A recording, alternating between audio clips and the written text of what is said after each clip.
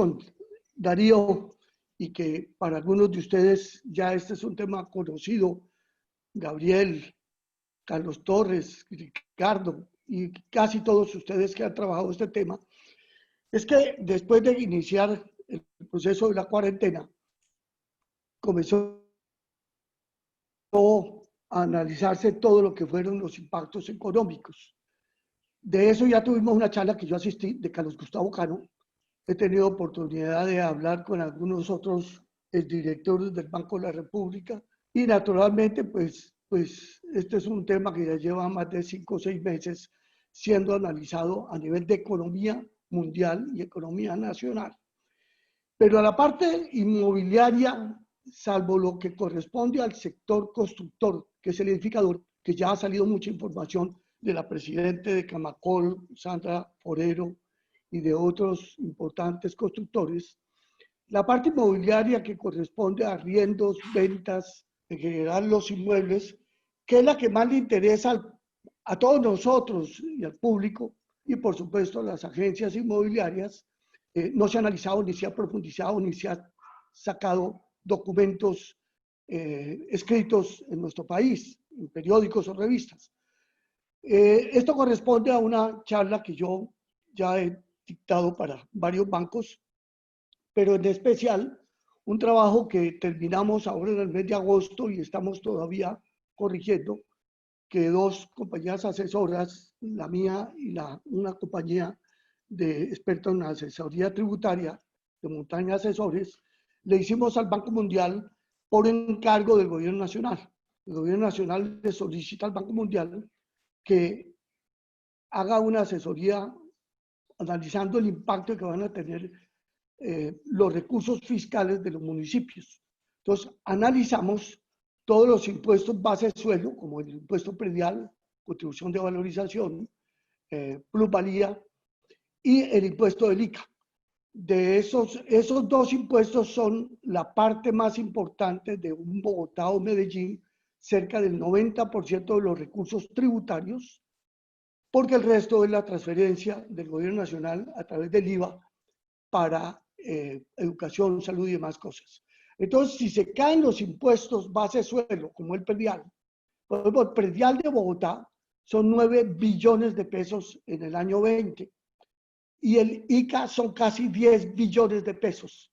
Entre esos 2 impuestos, Bogotá produce cerca de 20 billones de ingresos anuales. Ustedes han escuchado que Claudia López está solicitando un empréstito de 10 billones. O sea, lo que recaudamos por predial es el empréstito que está consiguiendo el gobierno nacional, perdón, el gobierno distrital.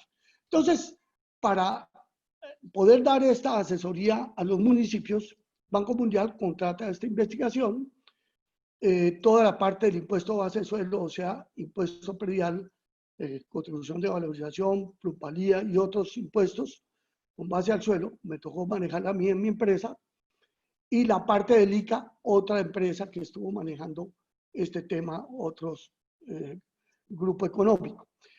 Entonces, de allí voy a sacar una serie de información que creo que es importante presentárselas a todos mis colegas, por cuanto esta información todavía no ha salido a la luz pública hasta que la apruebe el Banco Mundial. Y obviamente no me voy a referir a la parte de las finanzas municipales, sino a lo que va esto a representar en el sector inmobiliario.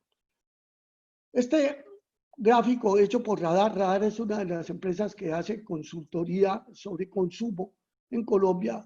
Es de un economista muy joven, Camilo Herrera, con quien tuve la oportunidad de hacer varios trabajos para este tema del sector inmobiliario. Él hace esta gráfica muy valiosa para todos nosotros. Data desde 1970, es decir, 50 años. Estos 50 años, queridos amigos del grupo El Jesuita, son los 50 años después de que nos salimos. Algunos nos salimos a finales de la década del 60, yo en el 68, otros de ustedes se salieron un poco antes, otros después, otros en la ya los hemos vivido ya como personas en el sector del trabajo de nuestras empresas o ya como pensionados. En esta gráfica podemos ver qué aconteció en estos 50 años que ya nosotros dejamos la ínclita compañía de Jesús. En la parte alta se encuentra una gráfica en color naranja, que es la de Colombia. Después está en azul la del mundo en promedio. Después está la de Perú, que es una comparación interesante para Colombia, porque Chile pues, es bastante diferente y lo mismo Brasil. Luego América Latina promedio y finalmente Estados Unidos. Observen ustedes que Colombia, a partir de modelo 100, es decir, índice 100, siendo 100 los puntos de referencia para todos estos productos brutos internos, ha subido mucho más rápido en su Producto Interno Bruto, especialmente en el siglo XXI, especialmente de los años 2007 en adelante, cuando se presentó el boom minero petrolero de Colombia. Observen la caída de la crisis financiera internacional 2008-2009 y una caída anterior en Colombia, que ya la voy a mencionar, del 99. Y aquí la proyección que hace Radar de lo que va a caer en las economías de todo el mundo, porque esta es la primera crisis mundial que afecta a todo el mundo. Las otras crisis, como la del 2008, no afectó a todas las economías por igual. La proyección de Radar para el consumo es esta caída en el año 20 y un consumo, ligera recuperación en el 21, para comenzar a tener en el 22 un incremento frente al año 2019. O sea, según Radar, el consumo de las familias va a estar por debajo del año 19 en el 20 y en el 21. Y apenas en el 22 se va a volver a recuperar. Como algunos de ustedes saben, el Producto Interno Bruto, o sea, la economía, se mide desde dos puntos de vista, desde la oferta y desde la demanda. Esta medición desde la demanda es desde el consumo. Aproximadamente el 70% del Producto Bruto Interno es consumo de familias y el otro 30% son importaciones y consumo del gobierno. Y por el lado de la oferta es la producción, más las exportaciones. Dejando este tema, vamos a verlo más rápidamente. El Fondo Monetario Internacional hizo estas proyecciones ya en el mes de mayo, no las ha variado, en rojo para las economías emergentes, en azul para las economías avanzadas, y hoy las proyecciones del Fondo Monetario Internacional son peores, tal como nos lo dijo Gustavo Cano en su charla. Las condiciones después de julio son en este momento peores para la economía mundial y para la economía colombiana. Para ese momento el Fondo Monetario Internacional preveía para nuestras economías una cuarentena de 60-90 días, pero hay países como el nuestro que han llegado a tener 5 meses de cuarentenas. La OCDE, países desarrollados, a los cuales está Chile, y Colombia y México de América Latina, hizo estas proyecciones con rebrote para América Latina. Aquí se ve la comparación Argentina, Chile, Colombia y Costa Rica con la primera pandemia y el rebrote posterior, del cual ya en Europa ustedes han escuchado que hay un rebrote o segunda ola. En fin, estos son temas como para empatar esta charla con la que Carlos Gustavo Cano y otras que ustedes han tenido sobre el tema económico. La conclusión de todos los analistas económicos, Banco República, Gobierno Nacional, Ministerio de Hacienda, en fin, es ¿qué escenario vamos a tener? B pequeña, en color azul que está aquí, una modesta. B profunda, en color rojo, en L o en U. Te pregunto, Darío, ¿se está viendo mi presentación cuando pasa y el audio está correcto? Todo está muy bien. Darío. Topito, todo está perfecto. Está perfecto, Oscar. Adelante. Gracias. Es que a veces pienso como que estoy hablando solo y de pronto me salí de la pantalla. Gracias. Tranquilo. Aquí se encuentran, para que vean ustedes lo que puede significar en el modelo que presenta aquí este economista Cárdenas, en B y en B profunda, hay un modelo que es en raíz cuadrada, que es este que se plantea en la OCDE, y modelo en U. Aquí está el modelo en U y el modelo en B de la economía colombiana. En azul tenemos los precios reales de la vivienda. Precio real significa precios de la vivienda nueva descontada la inflación. esos en pesos constantes, y Medellín en rojo. Pueden ustedes ver una primera caída en el año 82-84, pequeña, más fuerte en Medellín, color rojo, menos fuerte en Bogotá, color azul. En el año 89, ya voy a explicar esas dos crisis, se presenta una crisis en B de 2 años, máximo 3. Y en el año 99, que comenzó desde el 96, se presentó la crisis más larga que llegó a tener Colombia en su economía y por supuesto en toda la actividad económica y sector inmobiliario, que la llamamos crisis en U. Crisis en L es que cae y no se vuelve a recuperar. Esa no es una situación que estemos analizando como probable. Entonces, en este momento, la gran discusión entre todos los economistas del mundo es: ¿nuestro fenómeno va a ser en B, 2, 3 años, o en U, 5 o 6 años? Yo personalmente soy de la tesis de que es en B, y coincide también Fedesarrollo, ANIF y muchos otros analistas económicos sobre esto. Carlos Gustavo Cano, mi amigo César Vallejo, que es de este grupo y con quien he tenido oportunidad de hablar muy poco sobre esto, pero también tiene esta tesis. Y en fin, Salomón Kalmanovich, que fue profesor mío de la Universidad Nacional en Economía. Pero digamos que B o en U, miremos qué le va a pasar al sector inmobiliario, que es nuestro bolsillo, porque todos nosotros de alguna forma u otra tenemos recursos metidos en el sector inmobiliario. En esta gráfica que sacamos para el estudio del Banco Mundial, analizamos aproximadamente unos 9 ciclos económicos durante estos 50 años desde que nos salimos de la Compañía de Jesús, o por lo menos los últimos 50 años para cualquiera de nosotros que haya estado vinculado con el sector productivo. No tenemos oportunidad de analizar una por una los auges y las crisis. Lo que sabemos es que más o menos cada ciclo va a estar durando del orden de 7 a 10 años. Y lo que más me interesa es que analicemos las 5 crisis últimas que fueron estas. Porque el modelo, en la década del 70 no hubo una crisis importante. Antes del 70 estábamos nosotros en el juniorado, por lo menos yo estaba en el juniorado, cuando le tocó a Guillermo León Valencia en el año 62 una crisis muy severa en la economía colombiana entre el 62 y el 65. Pero como nosotros nos regalaban allá la comida y no pensábamos sino en los paseos y la literatura y el arte, pues nunca nos dimos cuenta que fue esa crisis tan terrible de la década del 60. Crisis de la cual se salió cuando llega Gerard Restrepo, un gran estadista que impulsó todo un proceso de la economía colombiana en el año 66. Luego viene el sistema UPAC en la década del 70, con Misael Pastrana, y así sucesivamente llegamos a tener diferentes cuatrenios, del cual un cuatrenio muy duro que le tocó a Belisario Betancur, que fue el del 82 al 86.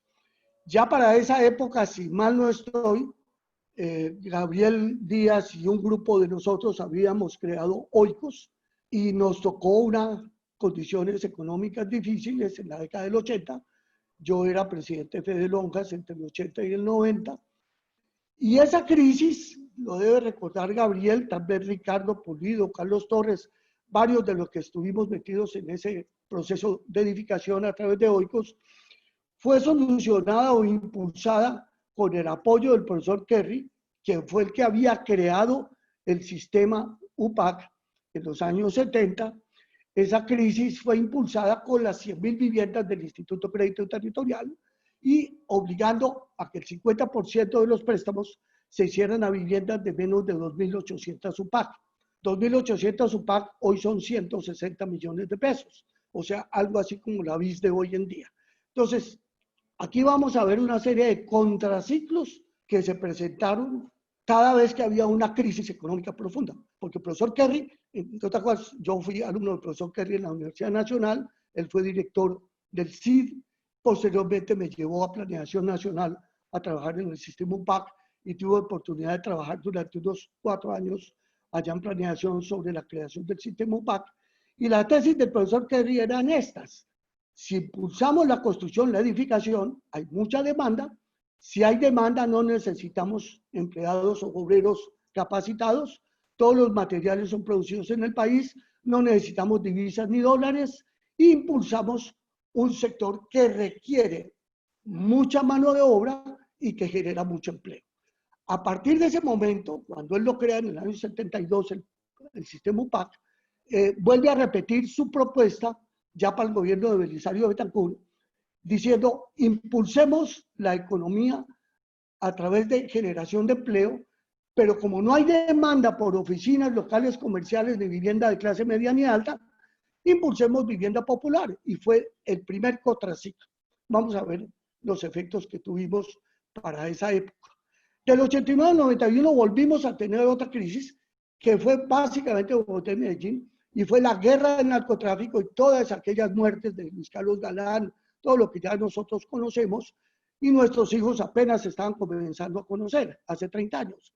Esa situación generó un impacto económico negativo en Bogotá y Medellín, no en Cali, que el cartel de Cali continuaba muy vigente para esa época. Como se recordará, en esa época, en cierto sentido, el cartel de Cali se pasó de agache, ayudó a acabar con el cartel de Medellín, aliado con el con los paramilitares, o los pepes, los famosos pepes, pero nos impactó fuertemente la economía de Bogotá y Medellín. Luego vino la gran crisis, la mayor crisis del siglo XX, incluso superior a la crisis del año 30, 29, 30, 32, que fue una crisis mundial generada por la Bolsa de Nueva York, que tuvo un gran impacto en los países desarrollados y obviamente en el sector industrial colombiano, pero el sector inmobiliario era incipiente en 1930. No teníamos ni Banco Central Hipotecario, ni Instituto de Crédito, ni UPAC, ni nada. Entonces, la historia para el año 30 no es comparable, pero sí la del año 96 al 2001, una cosa que aconteció hace 20, 25 años, cuando se quiebra el sistema UPAC, cuando se pasa de UPAC a UR, y en ese entonces, lo deben recordar mis amigos, que estábamos en la Junta de Oicos, yo también tenía mi empresa constructora, todas las grandes empresas constructoras de Colmena, nuestro finado amigo Humberto Incapié, que era presidente o gerente de constructora Colmena, se nos quiebran gran cantidad de empresas constructoras, y pues los únicos que salieron adelante fueron los bancos, porque como ustedes recordarán, para sacar de la crisis al sector financiero, porque en el año 96 se quiebra el sistema financiero, nos inventaron el 2 por mil, que hoy ya van 4 por mil.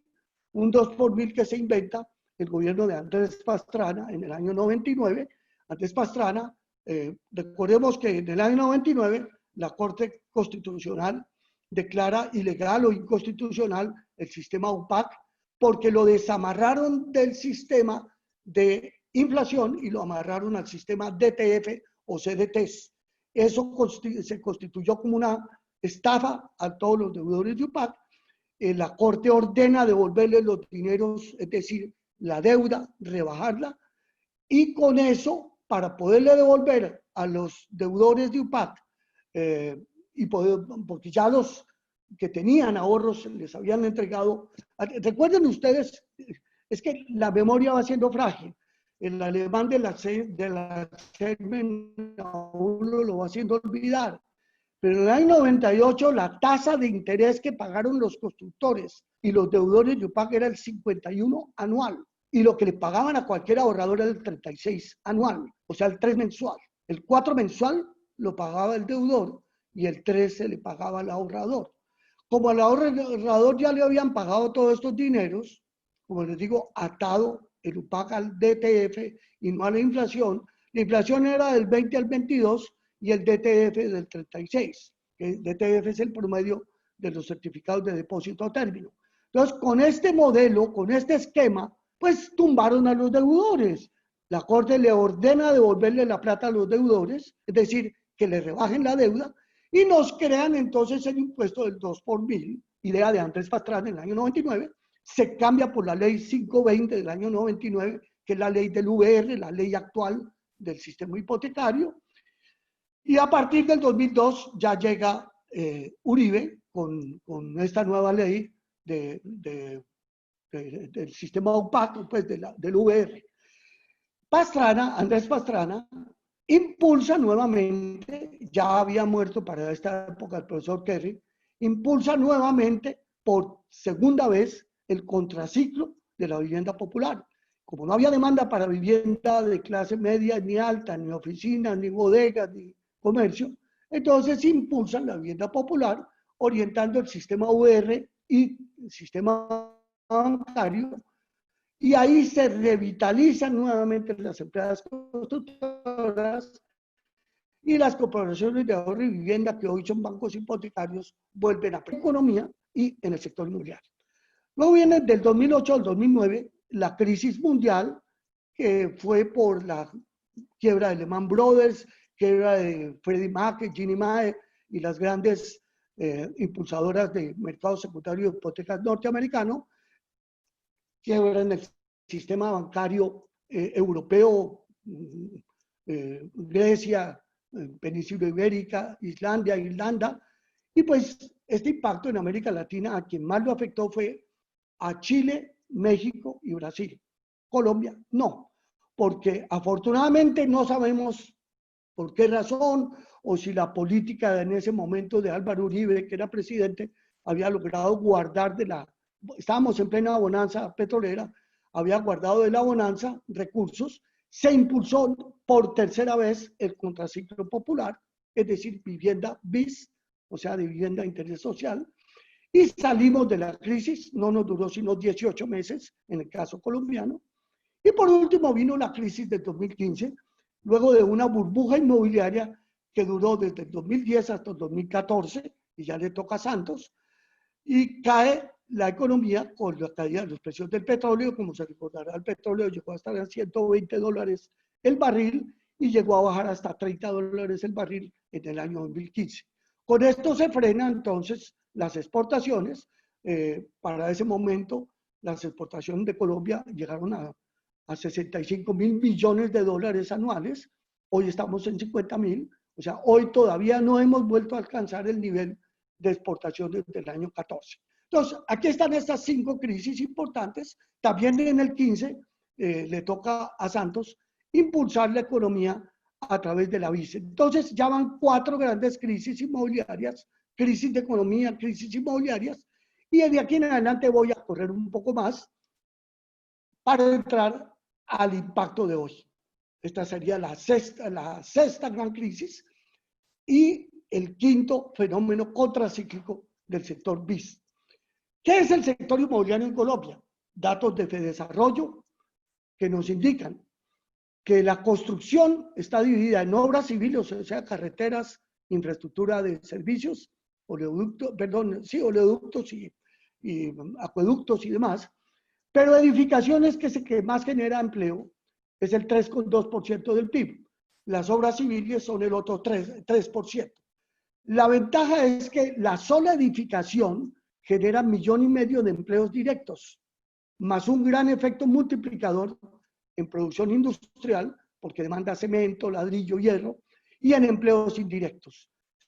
Se asume que cada vivienda genera 4 empleos directos y 3 o 4 empleos indirectos de cada vivienda. Entonces, el impacto es muy rápido y por eso es que a esta propuesta que planteó desde el año 72 el profesor Kerry, se ha venido durante estos 50 años utilizando 5 veces el efecto contracíclico porque generamos mucho empleo. Las actividades inmobiliarias son en las que estamos ustedes y nosotros, todos nosotros, que son arriendos, ventas de inmuebles usados, avalúos, notarías, control del gobierno, que es el 8,5% del PIB. Solo genera 350.000 empleos, porque es un empleo que ya es permanente para ir manejando arriendos, ventas, notarios, gobierno en general. Entonces, observen ustedes, ¿por qué el gobierno nacional impulsa ahora Duque la vivienda BIS, generando 200.000 subsidios que ha entregado o que va a entregar para la vivienda BIS y para la no BIS hasta 450 millones de pesos? Porque genera mucho empleo, pero es para compra de vivienda nueva. En este caso, vamos a tener un impulso al PIB del 3,2, pero un gran impulso a través del empleo. Y en actividades inmobiliarias, el impulso continúa, porque los arriendos siguen pagando. Para que comparen ustedes todos estos dos sectores, esto nos da 11.7 del PIB. La industria es el 11, o sea que el sector inmobiliario es mayor que la industria, como su impacto en el PIB. Obvio, la industria genera mucho más empleo. El agrícola es el 6.7, genera más empleo. El efecto multiplicador del agrícola es mayor que el efecto multiplicador de la industria. Comercio y transporte, 17.7, y es el que más empleo genera de todo el país. Y por supuesto gobierno. Entonces, la parte inmobiliaria no solamente es por la parte del empleo y su impacto en el PIB, sino porque constituye la gran parte del capital fijo de la economía. Se entiende capital fijo, lo que es capital, bienes raíces, una hidroeléctrica es capital fijo, por ejemplo. Y es el sector altamente sensible a los ciclos económicos, y eso es lo que necesitamos analizar. Entonces, aquí sí ya entremos al trabajo que se hizo para el Banco Mundial. Felizmente, desde los años 70 tenemos muy buena información, mucho mejor que Brasil y México. De los 4 países que más información tiene, Chile es la que nos gana. Tiene muy buena información en el sector inmobiliario y construcción. Todos los índices que ustedes quieran. Pero después está Colombia. Brasil y México están detrás. Los sistemas que tiene hoy Camacol de buena información no los tiene Brasil. México sí. Entonces vamos a utilizar varios indicadores. Aquí ya comenzamos a ver gráficas, ya es más fácil la película. Aquí ya podemos ver lo que se llama el índice de precios usado de la vivienda del DANE. Ahí se ven en colores las diferentes ciudades. En la parte baja ven ustedes las diferentes colores de cada ciudad. Y van viendo ustedes los precios de vivienda usada no están antes del siglo XXI, es decir, están hasta el 97. Entonces, la primera crisis, la del 89, y la gran crisis en U, que ya vimos. Entonces, miren ustedes cómo también cayó la vivienda usada en pesos reales, es decir, constantes, descontada la inflación. ¿Eso qué quiere decir? Desvalorización. Porque en inmobiliaria o en avalúos llamamos valorización, aumento por encima de la inflación, y desvalorización, crecimiento por debajo de la inflación. Si la inflación en la década del 96 al 2000 era del 20 y crecía el inmueble el 10, pues era desvalorizarse.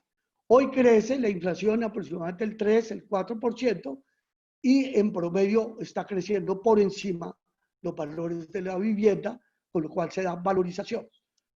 Esta sería la nueva, según el DANE, que tiene datos apenas desde el siglo XXI, desde 97 para acá. Pero Camacol, SENAC, una entidad que yo dirigí en la década del 70, luego los datos de Camacol, me dan esta información. Miren ustedes lo interesante en pesos constantes. Constantes quiere decir que si estoy en base 100, fíjense ustedes en el año 75, que es el primer dato que tenemos a la izquierda, en azul está Bogotá, en rojo está Medellín. Esto es la vivienda llamada no bis, es decir, por encima de 160 millones de pesos de hoy en día. Observen ustedes, las flechas nos muestran la caída del 82, la época Belisario, la caída del 89, del narcotráfico y Pablo Escobar, la caída en U, que ya consideramos atrás, y la leve caída que se consideró después del año 15 por la crisis del petróleo. Pero lo interesante es que esos precios constantes van a pasar de 100 hasta 400.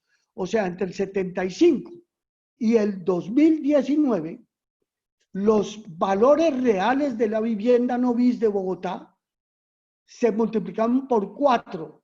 Si el salario subió igual que la inflación, quiere decir que la vivienda subió 4 veces más rápido que el salario.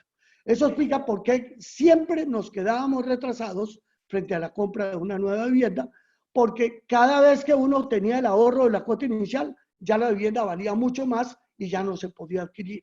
Como siempre se expresó, la vivienda iba en un tren a toda marcha y uno a pie o en bicicleta tratando de alcanzar el tren, el último vagón, que era la pobre vivienda bis, que era la que yo podía alcanzar.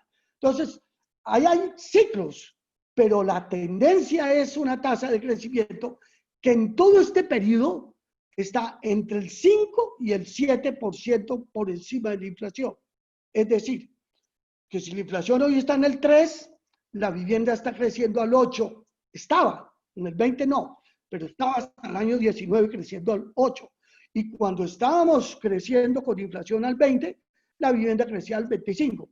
Pero hubo periodos como el 95, como el 2015, en donde la vivienda llegó a crecer el 10 por encima de la inflación.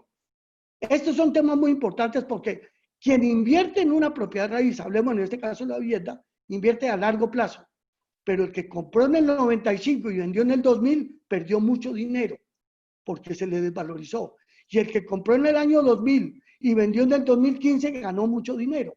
Entonces, este es un tema, un juego menos complicado que las acciones, pero más predecible que el dólar, pero también difícil de a veces de predecir. Ya les voy a mostrar en la parte final predicciones que hicimos para el Banco Mundial.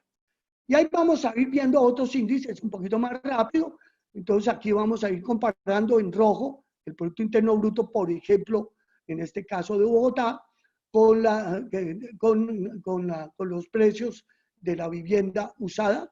Y observen cómo el azul cae cuando cae el rojo, o sube el azul cuando sube el rojo. El rojo es el PIB, el Producto Interno Bruto. Entonces hay una relación directa gráfica que más adelante se la voy a mostrar de una manera matemática. Aquí hay otro modelo, la vivienda nueva. Cada vez que cae el rojo, cae el azul. El azul es la vivienda nueva y el rojo es el Producto Interno Bruto. Fíjense, del año 2099, cómo comienza desde el 96 a caer el rojo. Hay una breve recuperación en el 98 y sigue cayendo hasta el 99-2000. En tanto que el azul, que es el precio de la vivienda nueva descontada la inflación, cae sustancialmente después del año 96 y no se recupera sino hasta el año 2003. Fíjense en el desfase. En el 2001-2002 se recupera el rojo, que es el Producto Interno Bruto. Y en el 2003, un año después, se recuperan los precios de la vivienda. Y así sucesivamente se analizan desfases. Aquí podemos ver una línea naranja o amarilla punteada, que es el promedio del Producto Interno Bruto que de estos 40 años, desde el 80, que es más o menos el 2,3%, pero el impacto fuerte se da cada vez que está por debajo de ese amarillo. O sea, la idea no es que el Producto Interno Bruto tenga que ser cero. De hecho, por debajo de cero va a estar en el 20, estuvo en los 99 y estuvo en el año 1930. O sea, en los últimos 70, 90 años, solo durante 3 años en Colombia ha estado por debajo de cero. Pero se considera que es por debajo de cero en Producto Interno Bruto per cápita. Entonces, la línea amarilla me mueve el Producto Interno Bruto per cápita. Por ejemplo, si la población crece al 2% y el Producto Interno Bruto crece al 2%, crece al 0 el per cápita. Entonces, ahí no hay mejoría para las condiciones de la población. Pero si la población crece al 2 y el Producto Interno Bruto al 1, hay desmejora. Crece por debajo de 0 el Producto Interno Bruto per cápita. Entonces, aquí hay que medirnos es frente a la línea punteada. Y observen ustedes que hay momentos en que no llega la línea roja hasta la línea 0 y sin embargo caen los precios. En este caso estamos planteando desfases del Producto Interno Bruto contra la vivienda y precios del suelo. No me quiero detener porque son demasiado sofisticados estas gráficas. Y veamos el suelo. Aquí tenemos rangos para el estrato medio, bajo, medio y alto. En rojo está el alto. Observen ustedes en el caso de Bogotá, siendo base 100, por allá en el año, pues al comienzo del análisis, vamos a ver que desde el año 75-80 comienza a subir el suelo en términos reales, constantes, es decir, por encima de la inflación.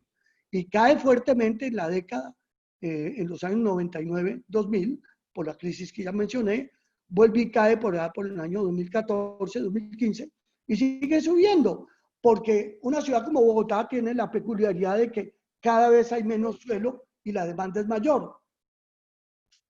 El modelo de Meyer, un estudioso francés que hizo unos análisis en la década de 1960, 50 y 60 para París, Lyon y Marsella, demostraba que toda ciudad que crecía como París, Lyon, Marsella o Bogotá, siempre se va a valorizar el suelo. Por eso es que el suelo siempre en una ciudad que es dinámica, siempre crece. Lo que pasa es que hay ciclos económicos, pero a pesar de los ciclos económicos, se da este crecimiento. Este es el estrato alto, paso más rápidamente para no demorarme mucho. Comercio, el comercio de tipo Chicó o Poblado de Medellín o el sur de Cali, allá Ciudad Jardín, Unicentro, Cabecera en Bucaramanga, el Prado en Barranquilla, ese es el estrato alto. El comercio es muy sensible al Producto Interno Bruto, el valor del suelo del comercio. O sea, y debajo ustedes ven el valor popular del suelo. O sea que el suelo a nivel popular no es tan sensible. La BIS, la vivienda popular, el suelo de vivienda popular y el suelo de las ferias, de Restrepo, de Ricaurte, de las zonas populares de Bogotá o de nuestras ciudades, es menos sensible al comportamiento del Producto Interno Bruto. En cambio, el de media y alta, como sería Chicó o Unicentro, es altamente sensible al movimiento del Producto Interno Bruto, o sea, de la economía. Aquí pues ya pasemos esto. Aquí ya se ven las relaciones de los porcentajes entre el suelo, el uso de vivienda y el Producto Interno Bruto. En fin, todo esto pues no me quiero detener, son gráficas del estudio del Banco Mundial. Y ahora sí miremos qué le pasa a la proyección de este periodo que viene, 20 al 23, porque el trabajo debía ser proyectado hasta el 23. Los estudios que se han hecho hasta el momento para el segundo, con base al DANE, para el segundo trimestre, nos muestran que en el segundo trimestre cayó el 15% de la economía colombiana, pero que se espera que en el año total caiga el 7%. Las proyecciones del Banco de la República nos muestran que el PIB del año 20 van a estar entre el -7 y el -10, dato que ya nos dijo Carlos Gustavo Cano en su presentación. Hoy seguimos en el -7 y hay que esperar los resultados de este tercer trimestre. Tal como va julio, vamos hacia 10 y no hacia -7. La proyección del gobierno, obviamente el gobierno y los gremios tienen que ser optimistas, pues no son así de pesimistas, es el -5. Fedesarrollo propone del -4 al -7, pero ya en sus nuevos modelos cree que va a llegar al -8 o -9. Y así sucesivamente debemos analizar estas cosas con una economía que sí va a estar complicada en el año 20. Este cuadro es un poco para los estadísticos o economistas, porque obedece a lo que se llama econometría. Y es que ya aquí no se mide gráficas, sino que se mide un modelo econométrico, que es comparar todos esos cuadros anteriores. Estamos hablando de 13 indicadores. Un indicador es suelo de vivienda alta, otro indicador es vivienda usada, otro indicador es licencias de construcción, otro indicador es ventas de vivienda nueva. 13 indicadores de esos se compararon con el Producto Interno Bruto de los últimos 45 años en Colombia y arroja unos resultados, pues para los estadísticos, unos son logarítmicos, otros son sencillos, otros son exponenciales. Bueno, no es del caso, pero la columnita que aquí les muestro que dice elasticidad es la que nos interesa analizar. Por ejemplo, Bogotá, si cae el 1% el Producto Interno Bruto en Colombia o en Bogotá, va a impactar 1,66% la vivienda no bis, 1,26% la vivienda usada, 1,55% el suelo de la vivienda no bis, 0,75% el suelo de bis, es por el contraciclo, suelo de comercio 1,65%. Entonces yo tengo que hacer una cifra fácil. Si va a caer el 10% de la economía en el año 20, se multiplica 1,66 por 10, lo que me da 16% en los precios de la vivienda no bis. Precios después de la inflación. Entonces, ¿qué quiere decir? Que si cae el 10% la vivienda, la economía en Colombia o en Bogotá, porque aquí se hizo para regiones y para el total Colombia, pues deberá caer la vivienda no bis, o sea, la media y la media alta y la alta, en 16%, más la inflación, que es 3, o sea, cae en el 20%. ¿Qué quiere decir en el 20%?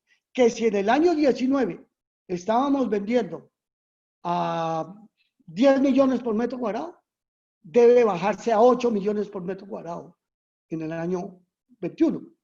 Entonces, eso es lo que significa la elasticidad. Elasticidad es la respuesta de un indicador, en este caso precios, frente al Producto Interno Bruto.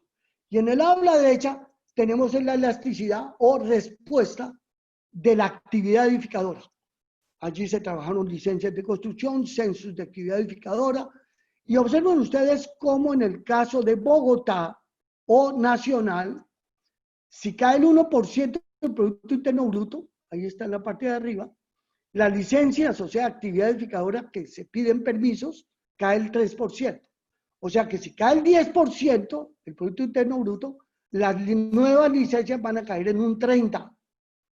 Y si es oficinas, van a caer en 53%.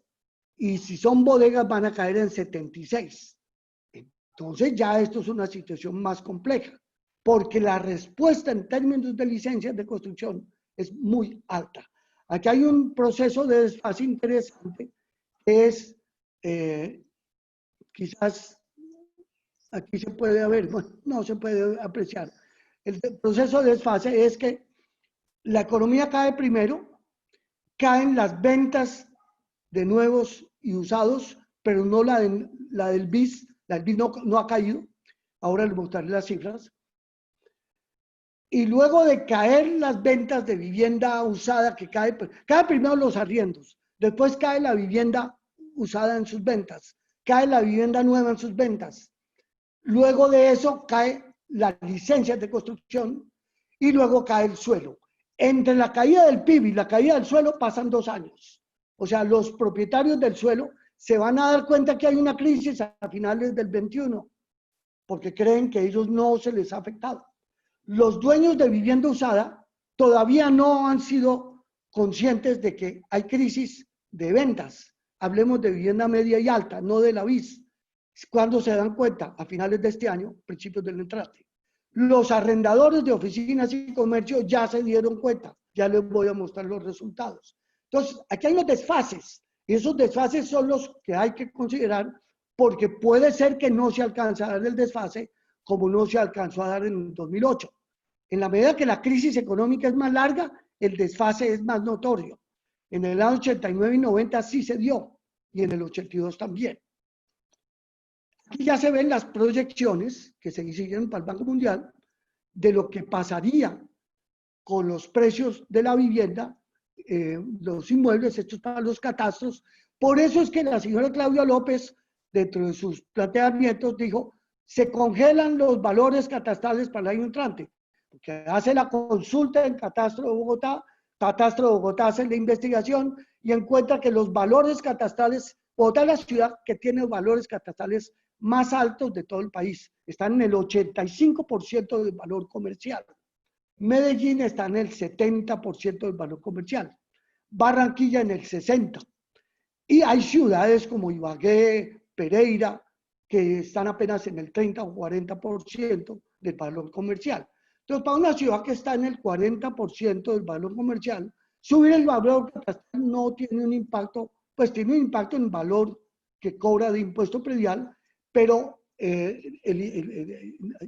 legalmente lo puede hacer. Bogotá no lo va a poder hacer, porque el índice que va a calcular para el año 21 es que en el año 20 no hubo valorización, sino de valorización. Esto es para proyectar el mayor valores en el año 20, 23, 21, 22 y 23. Aquí se ve nuevamente vivienda no bis, suelo no bis, oficinas y locales. La masa es oficinas y locales, comerciales y bodegas. Y por último, la vivienda no bis, o sea, media y media alta y alta. La bis no, la bis sigue vendiéndose muy bien.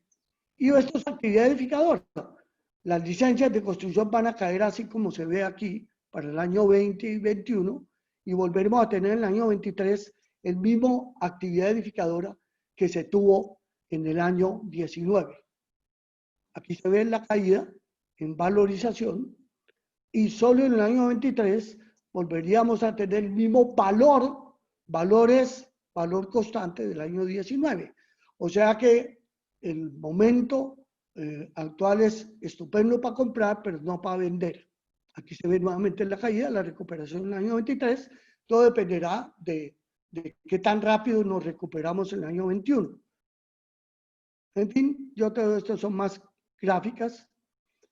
Y luego, ya para ir terminando, vamos a mostrar cómo va en este año 20, según con base a datos de Galería Inmobiliaria de Camacol, las ventas.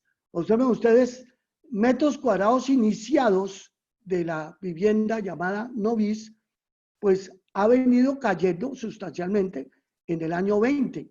Estamos en el peor momento de los últimos 20 años, porque la iniciación no se da, y no se da porque no se vende, la Novis. La bis sí. En arriendos, estos son cuántos inmuebles yo tengo en este momento en arriendos.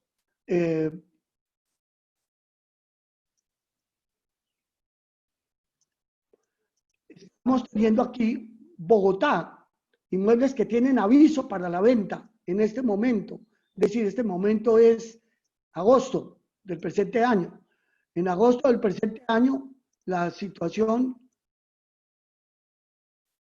es que Bogotá tiene un 3% de las viviendas existentes en Bogotá están en oferta para venta.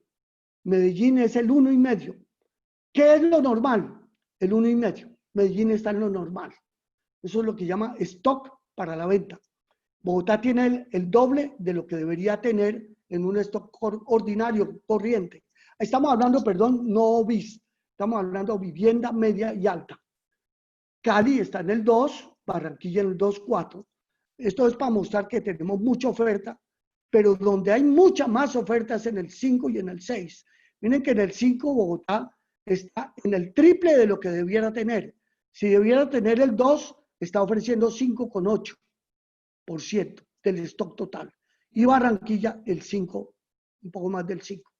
Y en el estrato 6 debiera tener Bogotá el 2 y está ofreciendo el 6,7. O sea que si Bogotá debiera ofrecer normalmente 10,000 viviendas, está ofreciendo 30,000 viviendas para la venta. Entonces el problema que hoy tenemos es que ya en el año 19 teníamos una sobreoferta de vivienda usada. Se estaba vendiendo. Y en este momento, debido a la crisis de la cuarentena, crisis económica, se duplicó la oferta de vivienda usada. O sea, más gente quiere vender. Entonces, vamos a tener una competencia fuerte. A mayor oferta y la demanda se ha reducido, pues los precios caen. Caramba.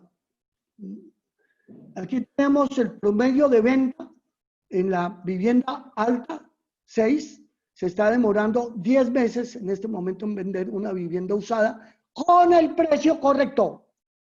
Porque si el precio está por encima del correcto, no vende nunca. 10 meses. Cualquier persona que hoy quiera vender una vivienda, hoy se demora 10 meses. En el año 19 estábamos en 6. Hemos subido a 10. En la estrato 5, estamos en 9 meses en Bogotá y en el estrato 4 en 9 meses. Entonces, esto es el fenómeno del exceso de oferta porque la gente ha salido a vender. Ya se aprecia que los precios de pedido, solo en pedido, esto nunca lo habíamos encontrado en los últimos 20 años. El pedido siempre sube. Pedido quiere decir, yo quiero vender mi vivienda y pido 100 millones. A los 3 meses yo estoy pidiendo 105. El pedido siempre va incrementando, la gente va incrementando. Aquí por primera vez en 20 años, los pedidos bajaron 4,5%. O sea, la gente ha comenzado a decir, necesito vender, bajemos de precio. Márgenes de negociación todavía no se tienen muchos, pero el margen de negociación es entre lo que se pide y lo que se paga. Lo normal es de un 10 al 12. Es decir, yo pido 100 millones por una vivienda y me pagan 90, porque todo el mundo dentro de esta mentalidad árabe, morisca que tenemos nosotros, somos una mezcla. Acuérdense que los árabes estuvieron 800 años en la península ibérica, nos conquistan los europeos, y entre la indiada nuestra, el mestizaje nuestro, más los modelos árabe andaluz, pues somos de las personas que estamos dispuestas a pedir mucho más de lo que esperamos recibir, cosa que es muy distinto a un alemán o un norteamericano. Eso se llama factor de negociación. Entonces, factor de negociación es que yo le digo a una persona, su vivienda vale 100 millones, eso quiere decir que eso es lo que le van a pagar. Él sale a venderlo a 120 millones. A ver si alguien muerde el anzuelo y le paga más.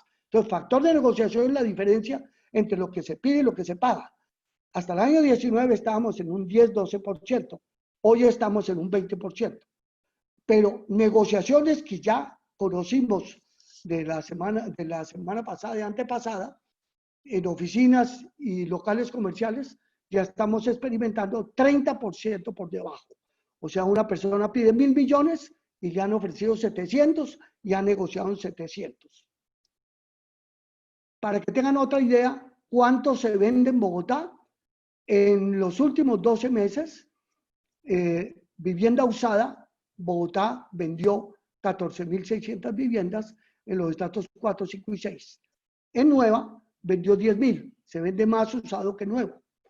Y en arriendo, se arrendaron 18.000. Esto es para que tengan una idea de cómo se mueve el mercado.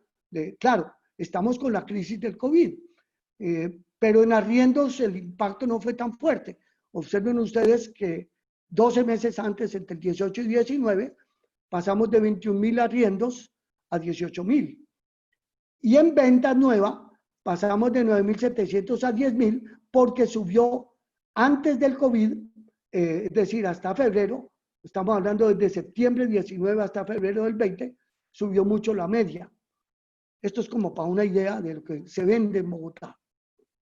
Y ya para ir terminando, esta es la última encuesta que se acaba de hacer entre los principales centros comerciales de Bogotá, esta fue de agosto, de cuánto hay desocupados. Por ejemplo, Andino tenía en el año 19 22 locales desocupados. Pero puedo decirles que en el año 2015 no tenía ninguno desocupado, lo mismo Unicentro. El fenómeno comenzó con la crisis del año 15, que se hacen más centros comerciales, como por ejemplo el Edén en Bogotá, Multiplaza Comercial en Bogotá, y la demanda es la misma, la gente que visita los centros comerciales es la misma. Entonces, hoy la desocupación en Andino pasó de 22 locales a 40 locales, o sea, del 8,9% a 16%. Unicentro pasó del 6% al 11%. De estos 10 locales principales o centros comerciales pasamos del 7 al 11%. Y de todo el país, el último informe que acabamos de recibir la semana pasada de ACEColombia. ACEColombia es la Asociación de Centros Comerciales del país, que maneja información de cerca de, creo que son 150 centros comerciales, en solo Bogotá hay 52. De todos esos centros comerciales se duplicó entre febrero del presente año y septiembre del presente año, se duplicó la vacancia. Vacancia quiere decir desocupación. Desocupación porque no la pueden pagar o porque el inquilino se quebró. Y no estamos hablando de restaurantes ni bares. Estamos hablando, sí, restaurantes en las plazas de comidas, pero también locales de retail, como de venta de zapatos o de ropa. La última encuesta de esta asociación de arrendadores, AFIDI es una división que hubo en la Lonja de Bogotá. Lonja de Bogotá tenía mucho arrendador, la mayoría de los arrendadores hoy están en AFIDI. Hay 90 empresas arrendadoras de Bogotá en AFIDI. La promovió Seguros Bolívar. Seguros Bolívar es la principal aseguradora de arriendos en el país y le pareció importante promover este gremio. Y este gremio pues hoy tiene representatividad en el eje cafetero, Cali y Bogotá. Medellín y la costa no tiene casi afiliados. Entonces, de esta encuesta, que se hicieron entre 60 firmas arrendadoras de Bogotá, nos dio el siguiente resultado, que el 46, que el comercio, los comercios, los locales comerciales de nuestras firmas arrendadoras rebajaron el 46% de aquí hasta diciembre. Es decir, usted tiene un local que está en 10 millones de pesos el arriendo. Para yo quedarme hasta diciembre, me tiene que bajar el 50%, o sea, de 10 a 5. El promedio de rebajas fue el 46%. ¿Por cuánto plazo? Por 5 meses, 4.7 meses. Y las oficinas tuvieron, las residenciales de estrato medio y alto, hubo rebaja del 22% por 3 meses. Esos son pagos que ya se están dando. No es que van a colocarse nuevos arriendos, sino el que hoy está pagando. Y en oficinas, la rebaja es del orden del 36%. O sea que ya el impacto en arriendos es fuerte. Conclusión, la crisis actual es diferente. No hay crisis hipotecaria ni bancaria como en el año 82 o como en el año 99. No es por burbuja inmobiliaria como la que se dio en el año 95 o en el año 2015. La demanda se afectó por la epidemia y la pérdida de empleos. La oferta no se afecta porque ahí está la producción, pero no produce. Entonces, como lo dicen los economistas, mientras la crisis del 82, la crisis del 99 y las otras crisis que analicé fueron crisis de demanda que obviamente afectan a la oferta, porque es que aquí cae primero la demanda y al cabo de 6 meses cae la oferta, porque no se puede producir porque no hay comprador. Aquí es al revés, cayó primero la oferta y está el gobierno, todos los gobiernos del mundo, estimulando con recursos, como se pueda, préstamos, lo que sea, para estimular la demanda, para que recuperemos otra vez el sector productivo. El sector productivo es urgente que se recupere porque es que perdió 4 millones de empleos en el caso colombiano. Hoy el desempleo está bordeando el 21% y el solo Bogotá está en el 24%. Y estábamos antes a nivel de 10%, 9%. Entonces, lo que hay que recuperar rápido el empleo para recuperar la demanda, porque recuperando la demanda, la producción, o sea, la oferta, puede generar dinámica. Los seguros de arriendo y las fianzas no son ilimitados. Ya hay problemas en los seguros y fianzas. Y, como lo decía hace un momento, pues si no necesita vender, no venda. Si se necesita vender porque es que se quebró su empresa o porque usted se quedó sin trabajo, pues le decimos a la gente venda, pero sabe que va a tener que vender barato. Pero sí es un momento importante para comprar. ¿Cuándo? ¿Hoy en septiembre? No. Noviembre, diciembre o primer trimestre del año entrante. Cuando se dé todo el fenómeno de desfase que yo les mencionaba hace un momento. Entre especulación y precaución, los economistas analizan y los bancas de inversión lo que se llama dinero precautelativo y dinero especulativo. Cuando hay liquidez suficiente, pues se puede especular. Se compra dólares, se compra acciones y se compra inmuebles. Pero hay también un dinero precautelativo, que es aquel que guarda a la gente por si pierde el empleo o porque su empresa entra en problemas. Entonces, si el dinero líquido que usted tiene en su empresa o el que usted tiene personalmente todavía no lo tiene seguro porque puede perder el empleo o su empresa puede no irle bien, pues guárdelo, no invierta si espera crisis. Crisis larga significa de 2 a 3 años, porque en las crisis económicas el que se ha salvado es el que tiene liquidez. Las grandes liquideces de las empresas constructoras de la crisis del 99, como por ejemplo la que mantuvo Amarillo o la que mantuvo Cusesara o Constructora Bolívar, le permitieron salir adelante.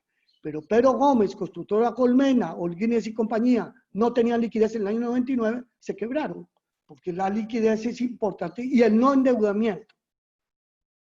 Y es muy importante este último punto, es que la historia de las crisis anteriores nos enseñan cómo actuar en las nuevas crisis. Hay que ser relativamente optimista de que estas cosas no van a ser largas, hay que naturalmente estar muy pendientes de lo que nos va a acontecer.